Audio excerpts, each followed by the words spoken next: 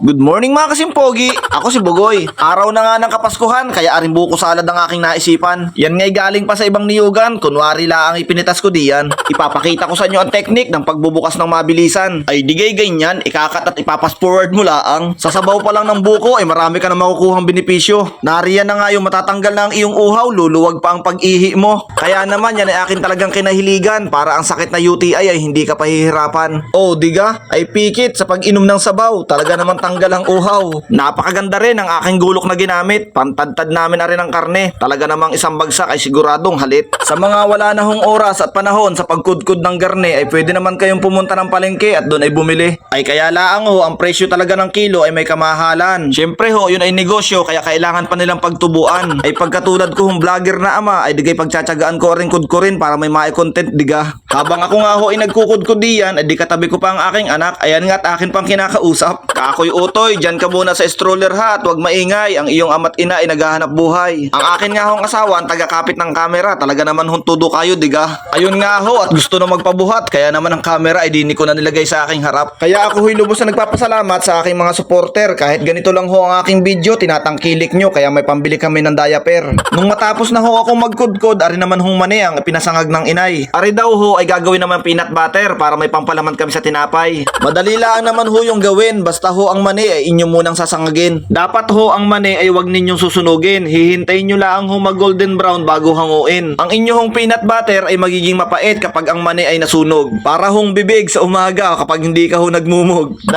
kilo nga ho pala ang mani na iyan. Ilalagay ko lang ho din sa kaserola at isusunod ang ibang kasamahan. 3/4 lang ng asukal na pula. Tapos isang bote ng mantika. Para sa panlasa ko yan ay panamang panama. Hahaluin ko lang yan tapos dadalhin ko na sa gilingan at sila nang bahala diyan. At muli ko na namang hiniram ang sa tatay na sasakyan. Talagang areho ay napakalakas. Ginamit ko nung nakaraan. Bansud ho hanggang sa Sablayan, balikan. Salamat sa Diyos at hindi ako nagkaproblema sa daan. Hindi ko na lang ho na ipakita ang mga sumunod na nangyari sa palengke. Napakarami ho ng tao, nahihiya pa ako magpa-video eh. Basta ho, garni na ang kanyang kinalabasan.